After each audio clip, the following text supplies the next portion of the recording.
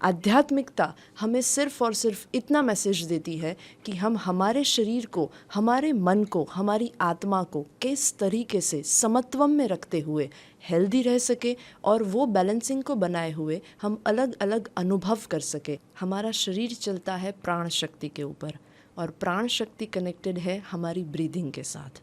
सो जितना फोकस और जितना अवेयरनेस आप अपनी ब्रीथिंग पर बढ़ाएंगे उतनी ही ज़्यादा आपकी इम्यूनिटी इवॉल्व होगी। जो अलग अलग शरीर है, जैसे कि फिजिकल बॉडी है, एस्ट्रल बॉडी है, इमोशनल बॉडी है, बहुत सारे ऐसे अलग अलग शरीर है। हर एक शरीर का यूनिकनेस है, हर एक शरीर का अलग अलग काम है। सो इस तरीके से हम हमारे शरीर को समझना शुरू करें तो लाइफ बैलेंस में आ सकती है। हमें घाव तब लगता है जब हमारा कवच कमज़ोर पड़ जाए।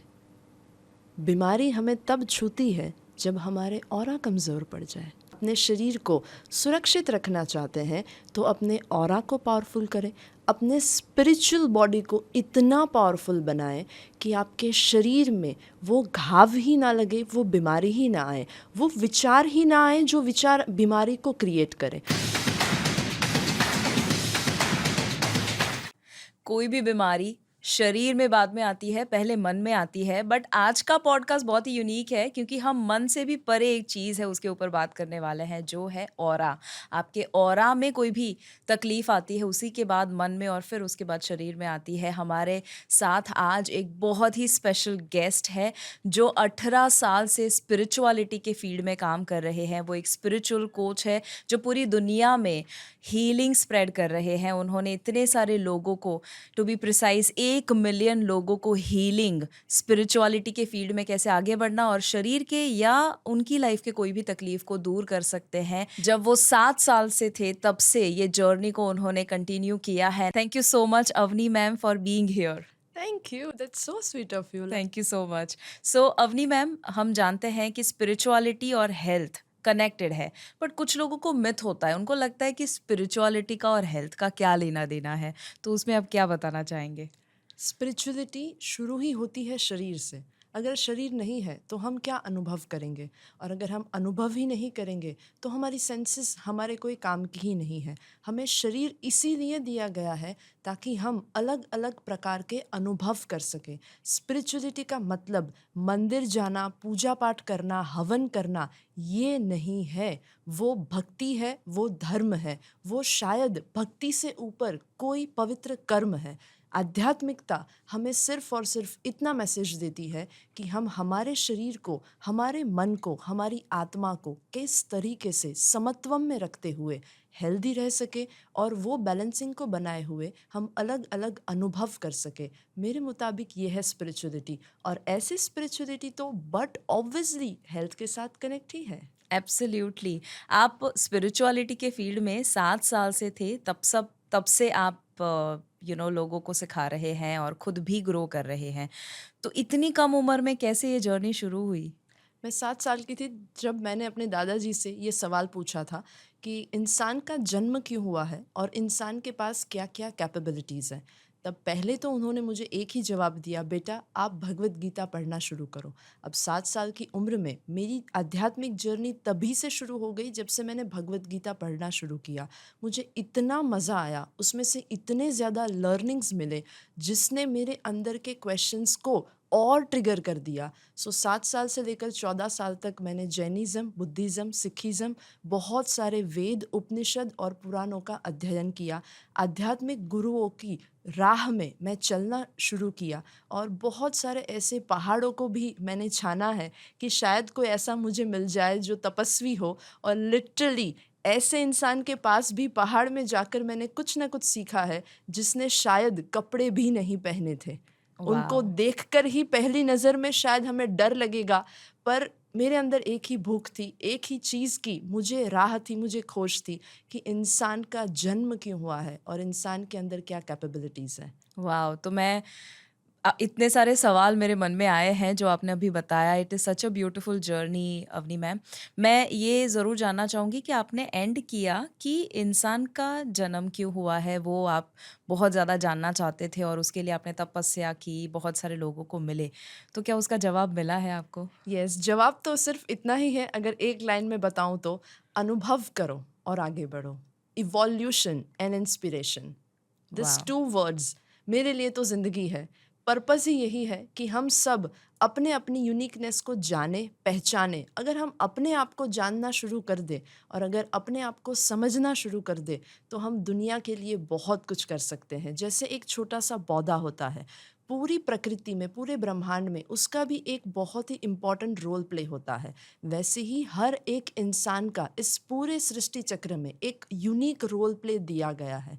अगर हम अपने आप को समझना शुरू कर दें, अपनी इंद्रियों के ऊपर थोड़ा-सा और समत्वम के साथ गहराई से ये जानना शुरू कर दें कि हमें अंदर से क्या चाहिए, चाहे वो मानसिक रूप से है, शारीरिक रूप से है, इवन फाइनेंशियल रूप से भी है। हर एक रूप से अगर हम इवॉल्व हो जाए, अवेयर हो जाए, तो इस सृष्टि चक्र में हम अपना अच्छा योगदान दे सकेंगे, जिससे हमारा जो लाइफ का पर्पस है, वो सार्थक हो सकता है। ब्यूटीफुल। बट एक कॉमन इंसान, उसको ये समझ में शायद नहीं आता कि कैसे अवेयर हो, कैसे इवॉल्व हो, कैसे अपनी इंद्रियों के ऊपर जीत पाए।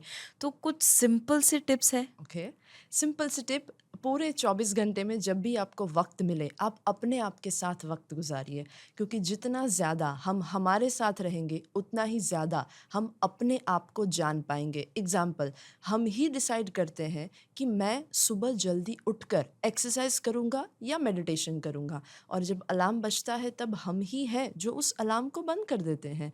सो ये हमारे अंदर जो स्प्लिट पर्सनालिटी है, कॉन्शियसली हम डिसाइड कर रहे हैं कि मुझे जल्दी उठना है, पर जब हम गहरी नींद में होते हैं सबकॉन्शियसली हमें ही हम सपोर्ट नहीं करते। हाउ ब्यूटीफुल इज दिस, हमें हम ही सपोर्ट नहीं करते वो करने के लिए जो हमने डिसाइड किया था। तो ये जो ड्यूअल पर्सनालिटी है उसके हुँ। ऊपर समत्वम हम सिर्फ एक छोटी सी टेक्निक से ला सकते हैं। 24 घंटे में जब भी आपको वक्त मिले आप डीप ब्रीथिंग कीजिए, अपनी आंखें बंद कर लीजिए, और वो डीप ब्रीथिंग ऐसी होनी चाहिए जिसमें जब आप एक सांस ले रहे हैं तो वो 100% सिर्फ और सिर्फ आप सांस ले रहे हैं, हुँ। ना कुछ सोच रहे हैं, ना कुछ ख्याल है, ना ही ये फोकस है कि मुझे इचिंग है, ना ही ये फोकस है कि मुझे भूख लगी है। वो इतने 100% फोकस के साथ हमें एक गहरी सांस लेनी है, और उस वक्त पर हमारे पूरा शरीर, हमारे वैसे बता दूं एक नहीं 7 शरीर है, तो हाँ। सातों के सातों शरीर इस प्रक्रिया के ऊपर अगर फोकस में आ जाएंगे तो हमारा शरीर, मन और आत्मा तीनों समत्व में आएंगे, और यही हमारी अवेयरनेस को बढ़ाएगा। हमारी अवेयरनेस शायद इसीलिए कम है क्योंकि हम एक साथ बहुत ज़्यादा काम कर रहे हैं। हमें ऐसा लगता है कि मल्टीटास्किंग एबिलिटी बहुत अच्छी बात है, पर हम शायद अपना फोकस खो रहे हैं और अपनी अवेयरनेस खो रहे हैं।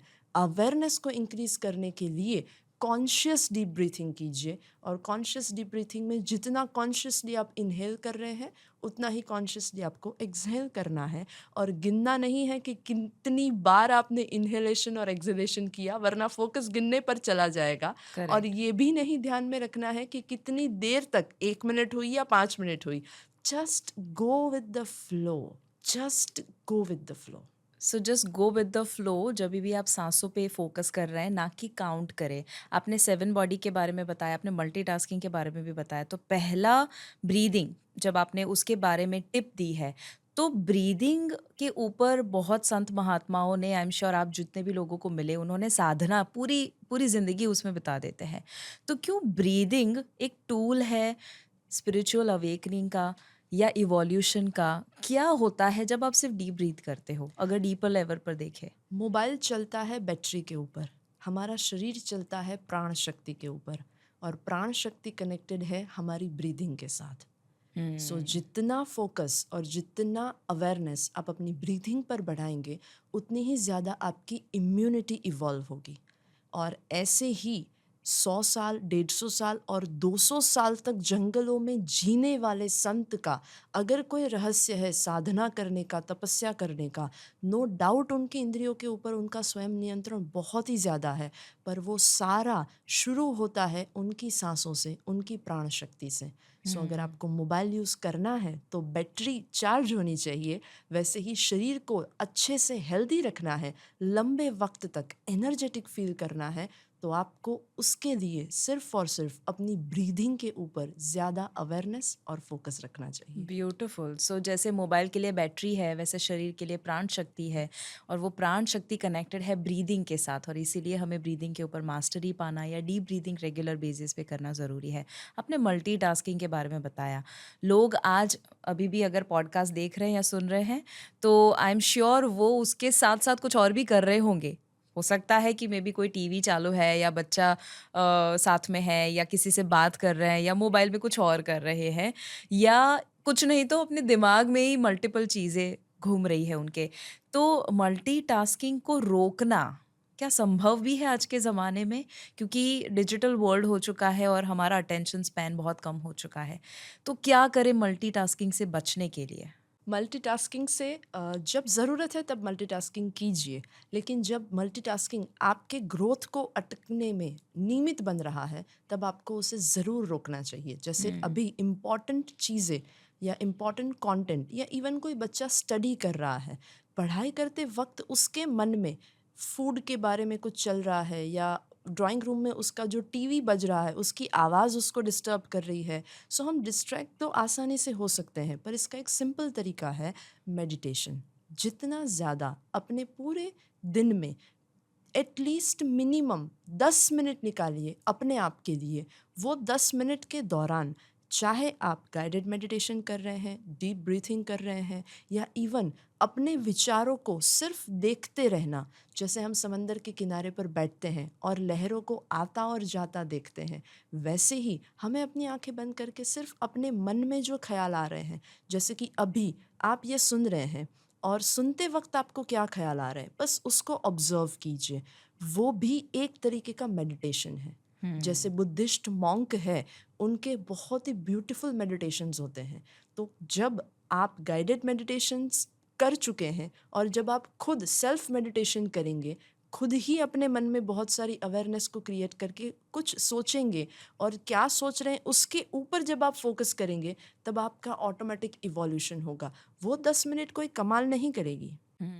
वो 10 मिनट कमाल तब करेगी जब आप कुछ इम्पॉर्टेंट काम कर रहे हैं, तो वो 10 मिनट में से आपने जो पॉजिटिव एनर्जी रिसीव की है, वो पॉजिटिव एनर्जी शायद 4 घंटे बाद आपको हेल्प करेगी मल्टीटास्किंग को छोड़कर एक काम के ऊपर ज़्यादा फोकस करने के लिए।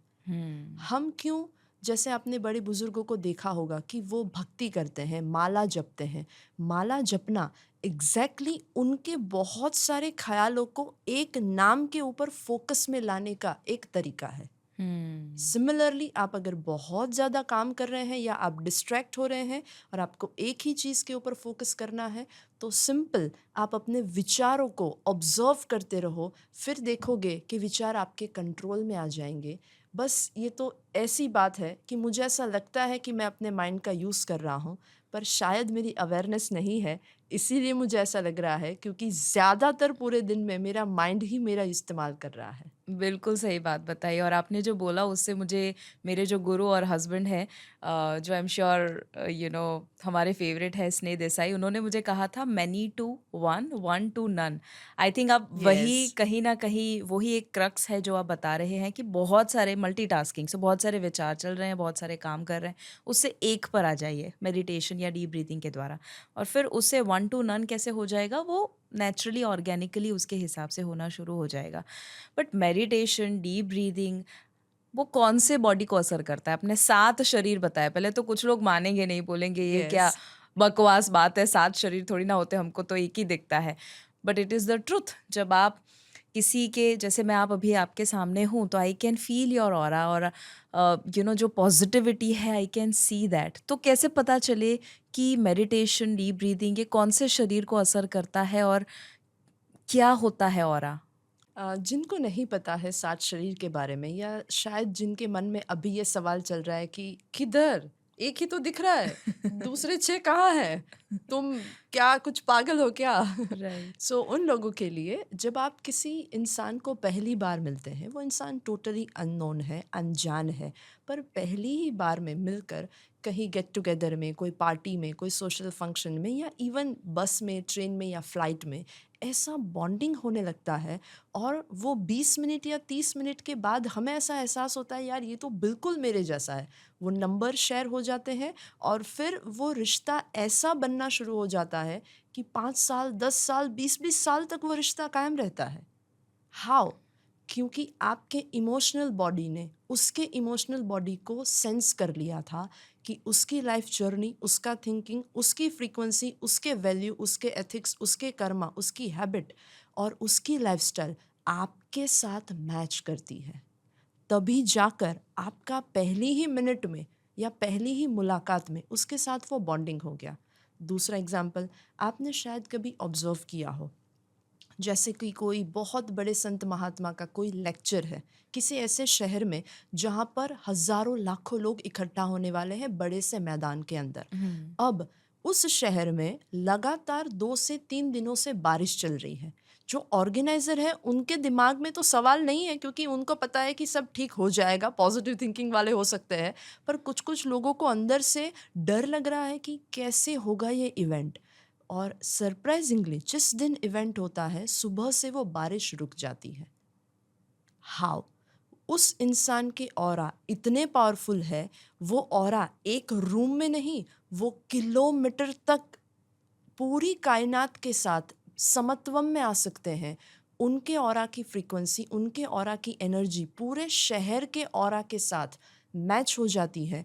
उनके अंदर का जो पर्पस है कि मुझे कुछ सर्व करना है, ह्यूमैनिटी को मुझे कुछ वैल्यू ऐड करके देनी है, हुँ। उसके कारण वो शहर का जो वातावरण है वो भी उनके उनके पर्पस के साथ सपोर्ट करता है। तो राइट। ये जो है वो उनके ऑरा का वो शरीर है, जो अलग-अलग शरीर है, जैसे कि फिज़िकल बॉडी है, एस्ट्रल बॉडी है, इमोशनल बॉडी है, बहुत सारे ऐसे अलग-अलग शरीर है। हर एक शरीर का यूनिकनेस है, हर एक शरीर का अलग-अलग काम है। सो इस तरीके से हम हमारे शरीर को समझना शुरू करें तो लाइफ बैलेंस में आ सकती है। ब्यूटीफुल। बैलेंस आई थिंक कहीं न कहीं आज गड़बड़ हो चुका है हमारा, और इसीलिए जब हम यहाँ से और ऑरा के लेवल से इम्बैलेंस हो जाते हैं, तब जाके शरीर में तकलीफ़ आती है। तो क्या जो भी लोग सुन रहे हैं, उनको किसी को वज़न कम करना है, बेली फैट कम करना है, किसी को बीमारी से दूर जाना है या दवाई बंद करनी है, क्या ऑरा पावरफुल करने से उनका शरीर ठीक हो सकता है? एब्सोल्युटली। जब हम किसी युद्ध के लिए गए हैं, हमें घाव तब लगता है जब हमारा कवच कमज़ोर पड़ जाए। बीमारी हमें तब छूती है जब हमारे ऑरा कमज़ोर पड़ जाए। वॉव! तो अगर आप घाव से बचना चाहते हैं, अपने शरीर को सुरक्षित रखना चाहते हैं, तो अपने ऑरा को पावरफुल करें। अपने स्पिरिचुअल बॉडी को इतना पावरफुल बनाएं कि आपके शरीर में वो घाव ही ना लगे, वो बीमारी ही ना आए, वो विचार ही ना आए जो विचार बीमारी को क्रिएट करें। वो विचार भी तब आएगा ना जब वो विचार के ऑरा या उस विचार की एनर्जी आपके अंदर के स्पिरिचुअल बॉडी को टच करेगी। हुँ। तो ये तो ऐसी बात हो गई कि मुझे अपने कवच को ही पावरफुल बना लेना है जिससे मैं सुरक्षित रहूं। तो जितना ज़्यादा आप अपने बॉडी को हील करना चाहते हैं उतना ही ज़्यादा आप मेडिटेशन कीजिए, क्योंकि खाना पीना, दवाई, लाइफस्टाइल और डीएनए, ये सारी चीज़ें फिज़िकल बॉडी पर काम करती है। पर फिज़िकल बॉडी जब हार मान ले तब रोल प्ले करता है स्पिरिचुअल बॉडी। और इसका बेस्ट एग्जाम्पल है, ऐसा नहीं है कि हम सिर्फ बातें कर रहे हैं और कहीं से पढ़ा है इसीलिए हम इस चीज़ को मान लें। आज दिन तक ऐसे बहुत सारे एक्सपेरिमेंट हो चुके हैं, और अगर एक्सपेरिमेंट के बारे में ज़्यादा हम बात ना करें तो रियल लाइफ कहानी मीराबाई ले लीजिए। हुँ। पिया तो था जहर, पर मानकर पिया अमृत। तो उनके शरीर ने वही रिएक्ट किया जो उनके माइंड ने माना था। बिल्कुल। तो वो प्यार की वजह से, वो भक्ति की वजह से, वो ऑरा की वजह से और कृष्णत्व के प्रति जो ध्यान करते थे उसकी हुँ। वजह से उन्होंने जो जहर पिया वो भी उनके शरीर को कहाँ छू पाया। तो बिल्कुल। बीमारी आपके शरीर को नहीं छू पाएगी अगर आप अपना कवच संभाल ले तो। वाओ! सो कवच को आप फिज़िकल बॉडी के साथ जोड़कर इम्यूनिटी कहे यस। या अपने एथरिक बॉडी के साथ मिलकर स्ट्रॉन्ग चक्रा होना कहे। आई थिंक वो एक ही चीज़ होती है। बट जब चक्रा की बात आई ही है तो हमारा एक शरीर जो है उसमें चक्रा, 7 चक्रा जिसके बारे में हम बहुत सुनते हैं या कुछ लोगों को बहुत क्यूरियोसिटी होती है कि ये क्या होता है। और आप चक्रा बैलेंसिंग के ऊपर बहुत ब्यूटीफुल वर्कशॉप्स कंडक्ट करते हैं। लाखों लोगों ने अब तक उसे अटेंड किया है और बॉडी को ट्रांसफॉर्म किया है। तो ये चक्रा बैलेंस करने से हेल्थ कैसे बैलेंस हो सकती है और चक्रास क्या होते हैं? ओके, बहुत ही कनेक्टिंग क्वेश्चन है ये, क्योंकि चक्र हमारे शरीर के अंदर ही है और हेल्थ हमारे शरीर के साथ कनेक्टेड है। सो हमारा जो शरीर है उसमें 72,000 से भी ज़्यादा नाड़ियाँ हैं। अब वो जो नाड़ियाँ हैं उसमें से 3 ऐसी नाड़ियाँ हैं जो सबसे ज़्यादा मेन उसका काम है। सो 3 जो मुख्य नाड़ियाँ हैं, ईड़ा, पिंगला और सुषुम्ना, ये 3 नाड़ियाँ हमारे शरीर में अलग अलग 7 जगह पर एक साथ क्रॉस होती है और वो 3 नाड़ियों का त्रिवेणी संगम बनता है। जैसे 3 नदियों का त्रिवेणी संगम होता है, वैसे ही 3 नाड़ियों का त्रिवेणी संगम बनता है। और ये जो 7 एनर्जी सेंटर्स हैं वो है हमारे शरीर के अंदर आए हुए 7 चक्र। सो अगर सिंपल भाषा में समझा जाए तो ये समंदर तक जो नदी पहुंच रही है, नदी उससे पहले झरना थी और झरने का जो मुख्य स्रोत है वो स्रोत है 7 चक्र। तो physically, socially, emotionally, psychologically, financially, practically, even spiritually हमारा एनर्जी का जो मेन सोर्स है वो है वो 3 नाड़ियों का संगम, एनर्जी सेंटर, जहाँ से वो एनर्जी फ्लो होना शुरू होती है। अगर उसमें कुछ ब्लॉकेजेस आते हैं, जैसे कि हम गाड़ी लेकर जा रहे हैं, रास्ते में बहुत सारे खड्डे हैं तो हमारी स्पीड कम हो जाएगी, बहुत ज़्यादा स्पीड ब्रेकर है तो भी हमारी स्पीड कम हो जाएगी। एग्जैक्टली वैसे अगर वो 7 चक्र के अंदर इम्बैलेंस हैं तो वो नाड़ियाँ जो है उसमें ब्लॉकेजेस आएंगे, उसमें स्पीड ब्रेकर्स आएंगे, तो वो जो एनर्जी का फ़्लो है, चाहे आप उसे ब्लड सर्कुलेशन का फ़्लो गिनिए, ऑक्सीजन का फ़्लो गिनिए, बॉडी के सेल्यूलर लेवल तक पॉजिटिव एनर्जी का फ़्लो गिनिए, जब जब वो ब्लॉक होगा तब तब आप नेगेटिव थिंकिंग की ओर जाएंगे, तब तक आपके अंदर नेगेटिव इमोशन ट्रिगर होंगे, तब तब आपके अंदर स्ट्रेस ट्रिगर होगा और फिर वही चीज़ कहीं ना कहीं आपकी इम्यूनिटी को डाउन करेगी और तब जाके आपका शरीर कमज़ोर पड़ेगा और बीमारियां क्रिएट होना शुरू होगी।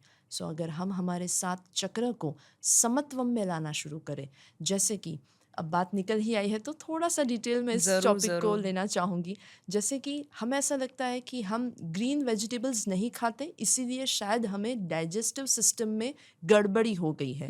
प्रैक्टिकली 100% ये सही हो सकती है, मेडिकल साइंस इस बात की गवाही देता है। पर क्या आप ये जानते हैं आपके मूलाधार चक्र या आपके स्वादिष्ठान चक्र में, इवन आपके मणिपुर चक्र में अगर इम्बैलेंस है तो भी आपकी डाइजेस्टिव सिस्टम इम्बैलेंस में आ सकती है।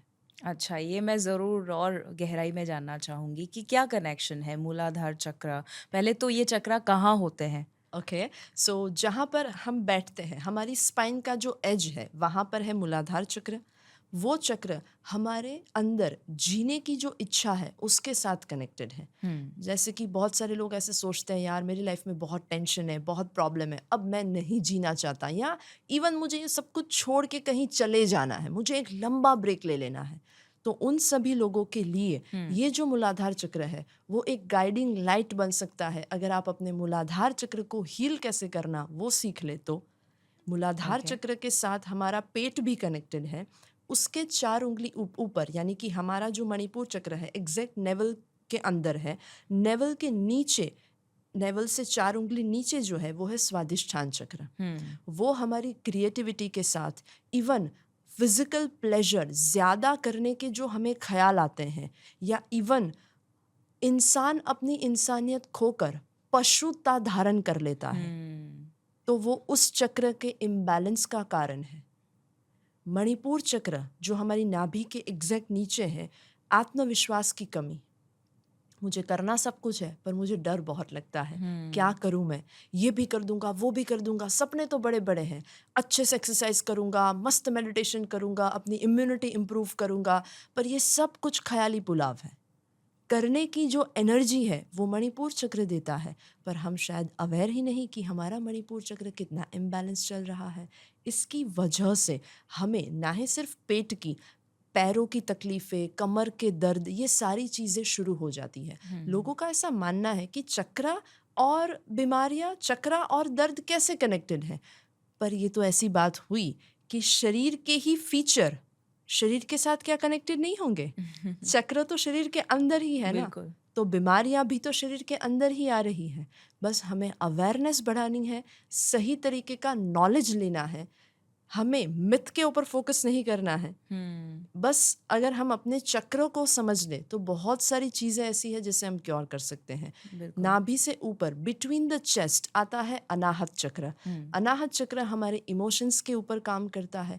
अगर आपको हार्ट रिलेटेड कोई भी बीमारी है, ब्लॉकेजेस है या इवन ज़्यादा ब्लड प्रेशर है, तो भी आप अपने अनाहत चक्र के ऊपर काम कर सकते हैं। अनाहत चक्र सिर्फ और सिर्फ इमोशंस को नहीं, हमारे हार्ट को फिजिकल रूप से भी बहुत ही अच्छे से क्योर करने में हेल्प करता है। और ऐसे Right. एम्पल्स ऑफ हीलिंग के हमने ड्रास्टिकली चेंजेस देखे हैं सिर्फ और सिर्फ अनाहत चक्र को हील करने से। किसी का ब्लड प्रेशर या किसी के हार्ट रिलेटेड प्रॉब्लम सॉल्व होते हुए हमने तो देखे हैं। I completely agree. I think Anahata chakra जब इम्बैलेंस होता है तब जाके हार्ट अटैक जो एक्सट्रीम केस है वो आता है, बट अगर अनाहत या हार्ट चक्र को बैलेंस कर दिया तो बहुत सारे इश्यूज को रिजॉल्व कर सकते हैं। 4 चक्रा, फिर उसके बाद उसके बाद आता है विशुद्धि चक्र जो गले में है। जैसे आपने नीलकंठ महादेव का स्वरूप देखा होगा तस्वीरों में, जहाँ पर उन्होंने जहर को धारण किया था। तो जिन लोगों को थायराइड का इश्यू है या जिन लोगों को ऐसा लगता है कि मैं अपनी बातों को एक्सप्रेस नहीं कर पाता या मेरा कम्युनिकेशन वीक है या जिनका सेल्स का काम है पर वो क्लोजिंग नहीं कर पाते, तो कहीं ना कहीं जैसे कि सर्दी खांसी ये तो आम बात है, पर उससे भी ऊपर एक्सप्रेस ना कर पाना, सामने वाले को हमारी बात ना समझा पाना या रिश्तों में मिसअंडरस्टैंडिंग होना, ये सारी चीज़ें कनेक्टेड है विशुद्धि चक्र के साथ। अगर हम अपने थ्रोट चक्र को इम्प्रूव करेंगे तो थायराइड के साथ साथ हमने अब तक जितनी भी चीज़ों को डिस्कस किया है वो सारी चीज़ों को हील करने में हमें हमारा विशुद्धि चक्र बहुत ही हेल्प कर सकता है। और यहाँ पर जहाँ पर हम तिलक लगाते हैं वहाँ पर आता है थर्ड आई चक्र, आज्ञा चक्र, जो स्वामी विवेकानंद का बहुत ही पावरफुल था। One of my favourite mentor Swami Vivekananda रहे हैं बचपन से ही। और सबसे ज़्यादा उनकी एक बात मुझे बहुत ही ज़्यादा फैसिनेटिंग लगी थी उनके बारे में कि वो एक बार में पूरी किताब को याद रख लेते थे। और तब से ही मेरे अंदर वो ख्याल आना शुरू हुआ कि यार कैसे हम अपने सबकॉन्शियस माइंड को इतना अच्छे से जान सकते हैं। और फिर वो जर्नी जहाँ से शुरू हुई थी वहाँ से मुझे एक परफेक्ट मेंटर मिले, स्नेह सर, और जिन्होंने मुझे समझाया कि एक्चुअली एस्ट्रल ट्रैवल कैसे करते हैं, राइट, कैसे हम अपनी थर्ड आई को इम्प्रूव कर सकते हैं। और फिर बहुत ही ब्यूटीफुल मेडिटेशंस के द्वारा जो स्नेह सर ने ही मुझे करवाए थे उनके अलग अलग वर्कशॉप्स में, रेसिडेंशियल वर्कशॉप में, स्पिरिचुअल वर्कशॉप में। और फिर मुझे थर्ड आई के प्रति जो मेरा इंटरेस्ट जगा है उस चीज़ को तो हमने इंट्यूशन के साथ इतना पावरफुली कनेक्ट करके अलग ही एक वर्कशॉप डिज़ाइन किया है जिसके ऊपर बहुत बहुत सारी हम बातें कर सकते हैं। यस, पर बैक टू ऑन द चक्र टॉपिक मैं उस पे आऊंगी। हाँ, सो थर्ड आई जो है हमारा टॉपिक कि हमारा आज्ञा चक्र क्या काम करता है, जो हमने अभी कुछ देर पहले बात की थी, मल्टीटास्किंग एबिलिटी की वजह से एक चीज़ पर हम फोकस नहीं कर पाते।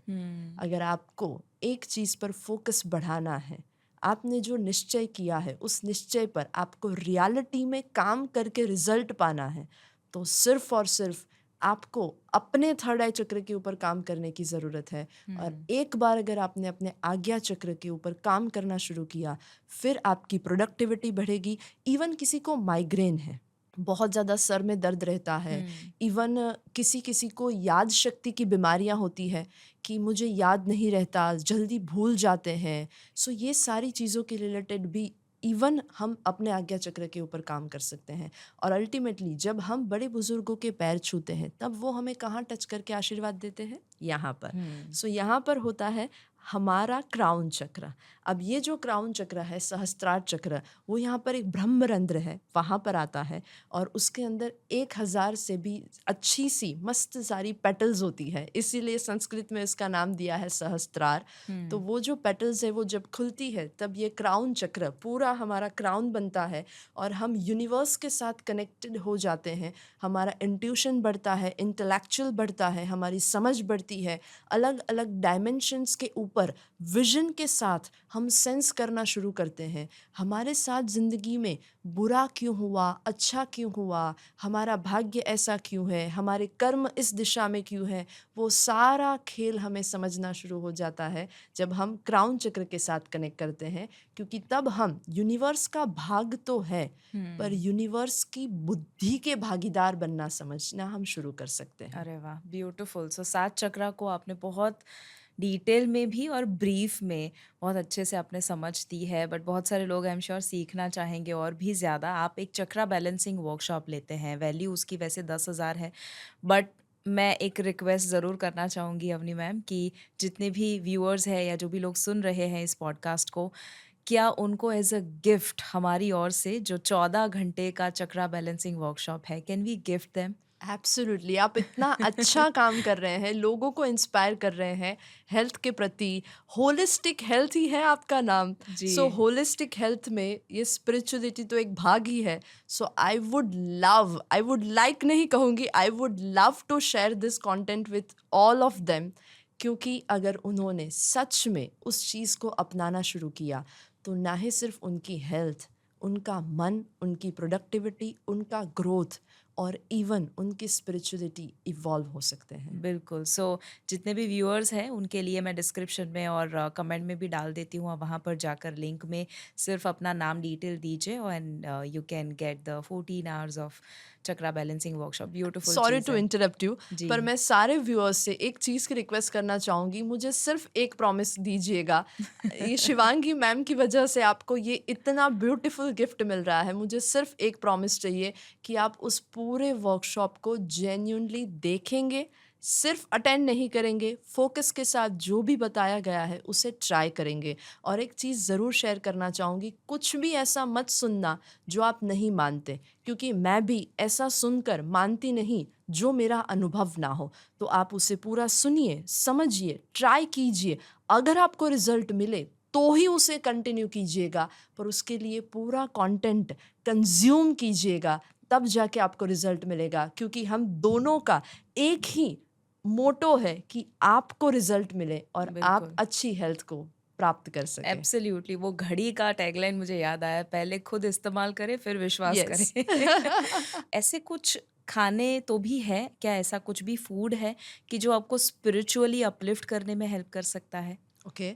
क्वेश्चन में ही आंसर है और क्वेश्चन से ऊपर के लेवल का भी एक आंसर है। जी। सबसे पहले तो जितना रॉ फूड है, जो पका नहीं है, वो हमें फॉर श्योर हेल्प कर सकता है स्पिरिचुअल इवॉल्वमेंट के लिए और स्पिरिचुअली अपलिफ्टमेंट के लिए। पर उससे भी ज़्यादा, अगर आपको सच में, मैं थोड़ा सा उल्टा कहने जा रही हूँ, खाना खा लीजिए, वो जब डाइजेस्ट हो जाए, जब आप एकदम फ्री हो चुके हैं, आपका पेट भी जब फ्री हो चुका है, तब आप अपनी स्पिरिचुअल एक्टिविटी को शुरू कीजिए। ऐसा नहीं है कि आपको भूखे रहना है, पर खाना जब डाइजेस्ट हो गया है उसके बाद अगर आप कोई भी स्पिरिचुअल एक्टिविटी कर रहे हैं, कोई फोकस के साथ कोई रीडिंग कर रहे हैं, सिर्फ डीप ब्रीथिंग कर रहे हैं, मेडिटेशन कर रहे हैं, म्यूज़िक सुन रहे हैं, नेचर को एंजॉय कर रहे हैं, तब ये सारी एक्टिविटी आपको बहुत हेल्प करेगी। जब पेट के पास कोई काम ही नहीं है खाने को डाइजेस्ट करने का, तब दिमाग फोकस कर पाएगा वो स्पिरिचुअल एक्टिविटी के ऊपर जो शरीर करना चाहता है। सो खाने से भी ऊपर उठा जा सकता है और रॉ फूड तो फॉर श्योर हमें हेल्प करता ही है स्पिरिचुअलिटी को अच्छे से समझने के लिए। पर फिर भी मैं ऐसा नहीं मानती, आप चाहे जो खाओ, फ्लेक्सिबल होकर खाओ, एन्जॉय करते हुए खाओ और राइट। इतना मन में सोचकर खाओ कि ये खाना मुझे हेल्प कर रहा है प्रैक्टिकली, इमोशनली, सोशली, साइकोलॉजिकली और स्पिरिचुअली इवॉल्व होने के लिए, तो वो खाना फॉर श्योर आपकी हेल्प ही करेगा। ब्यूटीफुल। कोई भी इंसान को अगर शरीर में तकलीफ है तो हीलिंग कैसे काम करेगा, स्पिरिचुअल लेवल पर या इमोशनल लेवल पर? Wow what a wonderful question. Healing जो है वो हमारे सातों शरीर पर काम करता है। जैसे कि जो कोई दवाई है या खाना है वो हमारे फिजिकल बॉडी में एंटर होते हैं, हमारे स्टमक में एंटर होते हैं, पर एनर्जी जो है वो सेल्यूलर लेवल तक, ऑरा के लेवल तक, एनर्जी के लेवल तक और एथरिक बॉडी तक वो काम करता है। सो हीलिंग यानी प्राण शक्ति, हीलिंग यानी एनर्जी जो यूनिवर्स को चलाती है, जिससे यूनिवर्स बना है, जो हमारी प्राण शक्ति है, जो हमारी आत्मा है, ये सारी चीज़ें एनर्जी है। और वही एनर्जी जब हम सही टेक्निक से हीलिंग के द्वारा ग्रहण करने की कोशिश करते हैं तब वो बीमारी को सेल्यूलर लेवल से हील करना शुरू करती है। ये तो ऐसी बात हो गई कि मेरे शरीर के ऊपर बहुत सारी धूल मिट्टी लगी है और मैं आईने के सामने खड़ी हूँ और आईने के ऊपर ढेर सारा पानी डाल रही हूँ और फिर सोच रही हूँ यार मैं साफ क्यों नहीं हो रही हूँ। पर वो एनर्जी जो है वो मेरे अंदर आने की ज़रूरत है। वो मैं अपने ऊपर डाल ही नहीं रही हूँ, मैं सिर्फ ये अज्यूम कर रही हूँ कि मैं आईने को साफ कर रही हूँ। वो रियलिटी है, आईना साफ होगा पर मैं साफ नहीं होंगी क्योंकि मिट्टी मेरे शरीर पर लगी है। सिमिलरली हीलिंग इसीलिए काम करती है क्योंकि वो सातों शरीर पर काम कर रही है। ओके, सो अगर कोई ये सुन रहे हैं, उनको लग रहा होगा कि पर ये हीलिंग मैं खुद करना चाहूँ, तो क्या वो हो सकता है? सिंपल सी कोई चीज़ है जो घर पे करे? यस, सिंपल छोटी छोटी टेक्निक्स हैं। सबसे पहले पूरे दिन में जब भी आपको वक्त मिले और अगर आपको कोई इंजरी नहीं है, कोई ऑपरेशन नहीं है और अगर आप नीचे बैठ सकते हैं तो आप ज़मीन पर बैठिए। कुछ भी बिछाने की आवश्यकता नहीं है।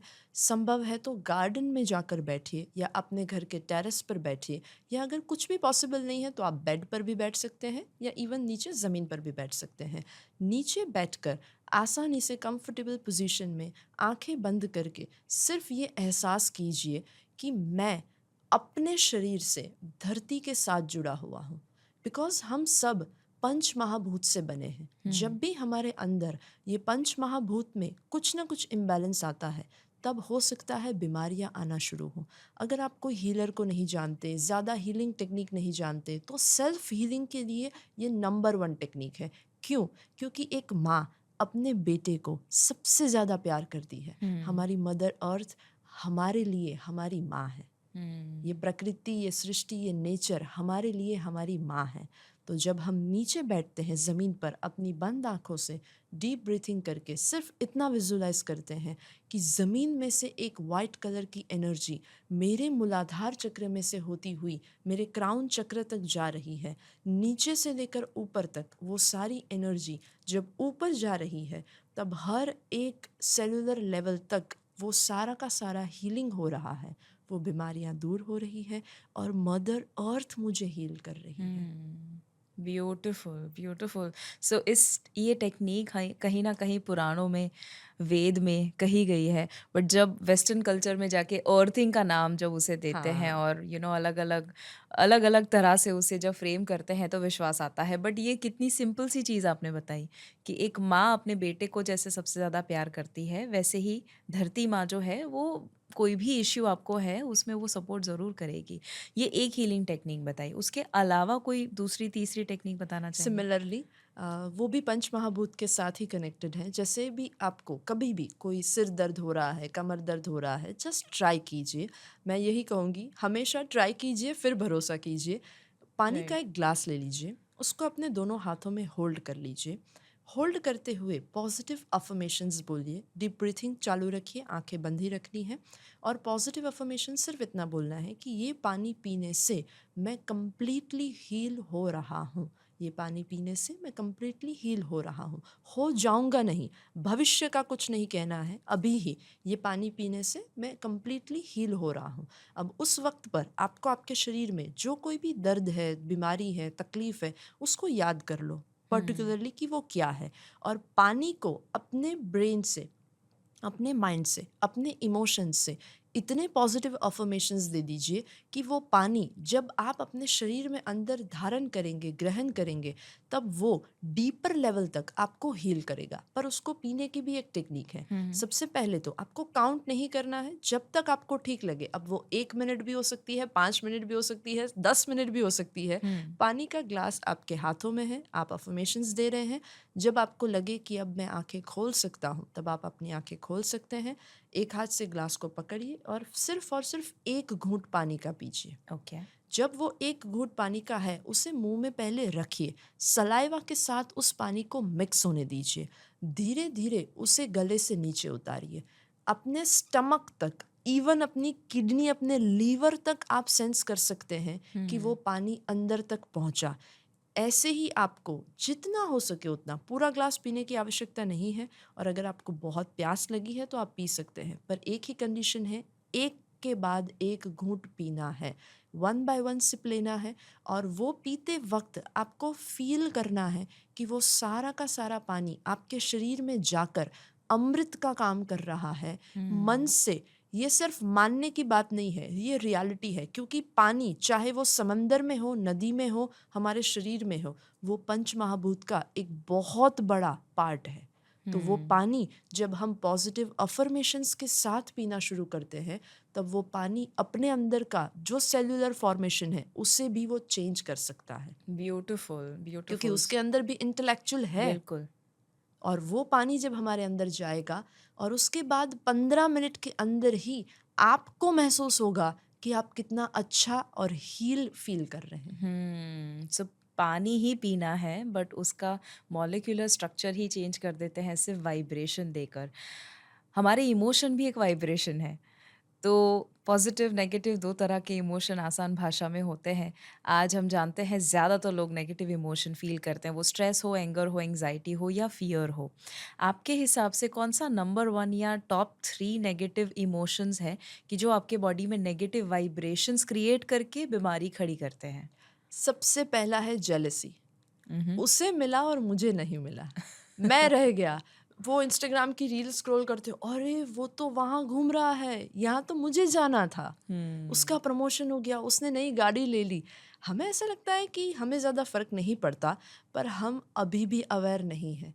वो एक सेकंड किसी की रील को देखना और खुन्नस में स्क्रॉल कर देना कि छोड़ यार, मैं जब जाऊँगा मैं पोस्ट करूँगा, वो आपने सोच भी लिया बिना सोचे। और ये जो सोच है ना, जो बिना सोचे आती है, ये भयंकर नुकसान देती है। तो ये जो पहला emotion according to me is jealousy. Second, और वो है डर। मैं ये नहीं कर सकता, हालांकि वो इमोशन नहीं है पर वो एक ख्याल ही है, बट फिर भी ये फियर जो है वो हमारे अंदर बहुत ज़्यादा बीमारियों को क्रिएट करने का रूट कॉज बनता जा रहा है। और डर, हमें ऐसा लगता है कि मैं ये नहीं कर सकता, या ये चीज़ या इंसान या ये परिस्थिति मुझे डरा रही है, पर वो डर हमारे अंदर है कहीं ना कहीं, ना इस जन्म का, जन्मों के जन्मों का डर हमारे अंदर पनप रहा है। इसी की वजह से शायद पहली बार हम उस परिस्थिति में आए हैं, पर वो परिस्थिति हमें डरा रही है। वो डर ये भी हो सकता है कि यार मैं दिन में 3 दवाइयाँ ले रही हूँ, तो उसका असर मेरे बॉडी में क्या होगा? या वो डर मिरर में देखकर पेट बाहर निकला हुआ है, क्या वो भी डर असर यस। करेगा? और सबसे इम्पॉर्टेंट चीज़, हम दवाई लेते क्यों हैं? अच्छा रहने के लिए। लाइफस्टाइल तो चेंज करेंगे, पर दवाई लेने की कंडीशन अगर शरीर में आई है तो उसका तो मतलब ही ये है कि हम अच्छा रहना चाहते हैं, इसीलिए हम दवाई ले रहे हैं। पर अगर दवाई लेते वक्त ये सोच रहे हैं कि ये दवाई की साइड इफ़ेक्ट क्या होगी, या मेरा शरीर ऐसा क्यों हो गया है जिससे मुझे दवाई लेनी पड़ रही है, तो सॉरी टू से, डॉक्टर बेचारे जितने भी मेहनत कर ले, वो दवाई आपको एक लेवल से ज़्यादा बेनिफिट नहीं देगी, क्योंकि आप अपने दिमाग में जो सोच कर बैठे हैं वो शरीर हकीकत बना लेता है। बिल्कुल। तो दवाई तो बहुत परफेक्ट दी है डॉक्टर ने, पर वो काम शायद आपके लिए कम करेगी क्योंकि आप ऐसा सोच रहे हैं। सो फियर और जेलसी, यस। उसके अलावा कोई नेगेटिव उसके इमोशन? अलावा है स्ट्रेस। स्ट्रेस ऐसी चीज़ है कि मुझे ये तकलीफ़, मुझे ये टेंशन, मुझे फटाफट यहाँ पहुँचना है, मुझे आज ये काम करना है, मुझे पता नहीं कहाँ क्या होगा, इतना ज़्यादा हम सोचते रहते हैं। अब मैं उसे स्ट्रेस भी कहती हूँ, उसे ओवर थिंकिंग भी कहा जा सकता है। ओवर थिंकिंग की वजह से जो स्ट्रेस आ रहा है, वो स्ट्रेस एक ऐसा इमोशन है जो हमें अपना ग्रोथ करने से कहीं ना कहीं अटकने के लिए निमित्त बन रहा है। तो जितनी ज़्यादा चिंताएं बढ़ रही हैं, उतनी ज़्यादा बीमारियां बढ़ रही हैं। तो क्या सॉल्यूशन है? कैसे ये नेगेटिव इमोशन से आसानी से, क्योंकि बहुत थियरी सुनी है, पता है क्या करना चाहिए, बट कर नहीं पाते हैं। तो कोई आसान तरीका है जो हर एक इंसान कर सके? हर एक इंसान कर सकता है, क्योंकि हर एक इंसान के अंदर एस्ट्रल बॉडी है और एस्ट्रल बॉडी कनेक्टेड है इमोशंस के साथ। कभी कभी आपने देखा होगा कि आप कहीं पर जा रहे हैं और आप अपनी कार में हैं, कैब में हैं या बाइक हुँ। पर हैं। अचानक से आपके आसपास से कोई अच्छा सा जुलूस निकल रहा है और उसमें अच्छा सा दमदार म्यूजिक बज रहा है।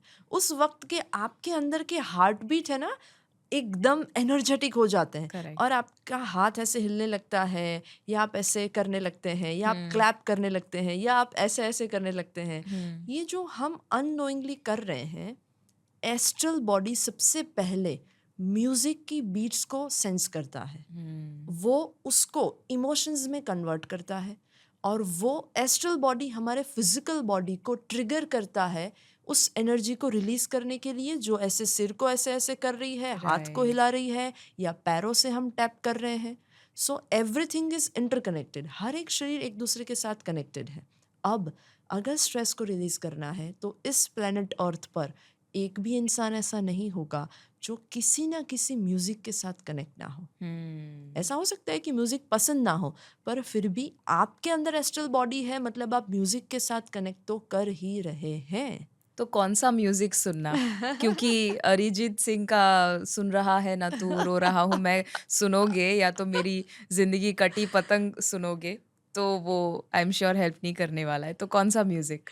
आपको पता है हमारी प्रैक्टिकल लाइफ में बहुत सारी चीज़ें ऐसी है जिसके प्रति हम अवेयर नहीं है। अगर वो छोटी छोटी चीज़ों के प्रति हम अपनी अवेयरनेस बढ़ा दें तो हमारी ज़िंदगी बहुत ही आसान हो सकती है हुँ, और हमारी ज़िंदगी एक ऐसा एक्सपीरियंस बन सकती है जो दूसरे देखकर इंस्पायर हो सकते हैं। करेक्ट। और म्यूज़िक उसमें से एक चीज़ है। हमें हुँ, ऐसा लगता है कि हमें ये म्यूज़िक बहुत पसंद है, पर क्या आपको पता है आपके अंदर जब आपको ऐसा लगता है ना कि आपको ऐसे सैड सॉन्ग पसंद है, तो हुँ, आपके अंदर वो सैडनेस चल रही है, इसीलिए आप उस सैड सॉन्ग के साथ कनेक्ट कर पा रहे हैं।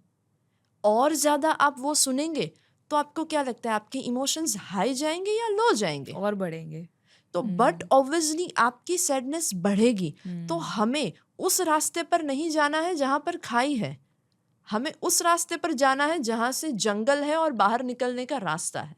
सो म्यूजिक कौन सा सुने? आप अपने अंदर जिस भी इमोशंस को बढ़ाना चाहते हैं, पॉजिटिविटी को, खुशी को, बहुत ही ज़्यादा करेज को, कॉन्फिडेंस को, इंस्पिरेशन को, तो हुँ, उसके related instrumental music are the best. Okay. पर उसमें भी जब आपको करेज चाहिए तब आप हाई टोन वाले, हाई बीट्स वाले इंस्ट्रूमेंटल म्यूजिक सुन सकते हैं। हुँ, हुँ, जब आपको रिलैक्सेशन चाहिए, सूदिंग और कामिंग इफेक्ट चाहिए, जब आपको मन को शांत करना है, अंदर से बहुत ही कामनेस को फील करना है, तब आप हुँ, बांसुरी की जो धुन है आप उसे हुँ, सुन सकते हैं। ऐसे ऐसे पियानोस की धुन सुन सकते हैं जो आपको एक कामिंग और सूदिंग इफेक्ट दे। नो हुँ। डाउट आप लिरिकल म्यूजिक सुन सकते हैं, पर जितना ज़्यादा आप इंस्ट्रूमेंटल म्यूजिक सुनेंगे उतना ही ज़्यादा आपके स्पिरिचुअल बीइंग के जो इमोशंस हैं वो इवॉल्व होना शुरू होंगे।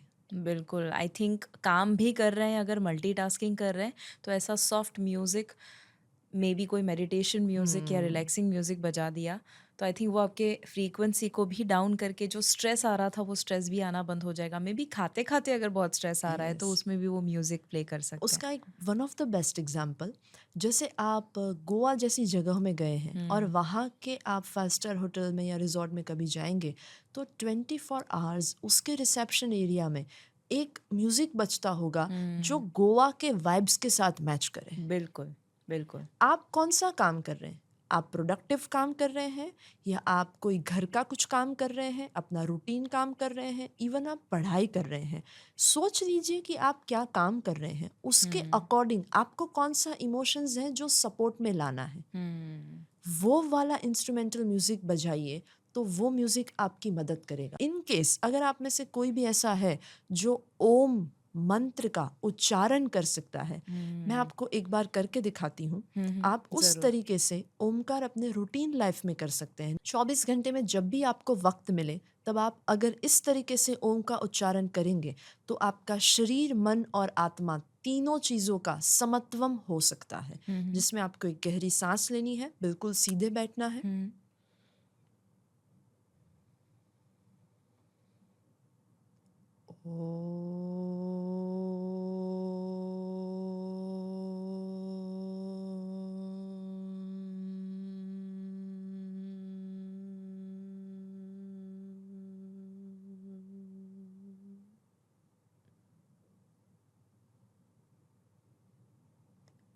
पचास प्रतिशत ओ है और 50% म है। वैसे तो ओ, ऊ और म है, पर सुनने में आपको सिर्फ ओ और म ही सुनाई देंगे। इसलिए 50% जब आपकी सांस होल्ड कर रहे हैं और जब धीरे धीरे वो बाहर निकल रही है, तब आप ओ का उच्चारण करेंगे। और जब आपको ऐसा लगे कि अब मैं होल्ड नहीं कर पाऊंगा, अब मुझे कंप्लीटली इसे रिलीज कर देना है, तो आप म का उच्चारण करेंगे। 50-50% होगा। वैसे तो ओ और म है, पर सुनने में सिर्फ ओ और म सुनाई देंगे। जब भी खाना बनाते हैं और अगर आपके पास अपने फ़ोन में पॉसिबल है तो ओमकार चैंटिंग लगा दीजिए खाना बनाते वक्त, क्योंकि ये जो ओम के वाइब्स हैं वो आपके फूड में नेचुरली जाएंगे, चाहे खाना कोई भी पका रहा है। जब आप खा रहे हैं तो वो ओम के वाइब्स वाला खाना आप ग्रहण करेंगे, तो कहीं ना कहीं वो आपकी इम्यूनिटी को इम्प्रूव करेगा और आपको हील करेगा। ब्यूटीफुल, क्योंकि अभी भी जब एक बार ओमकार हुआ तो भी यहाँ पर इस रूम की एनर्जी भी काफ़ी चेंज हो चुकी है।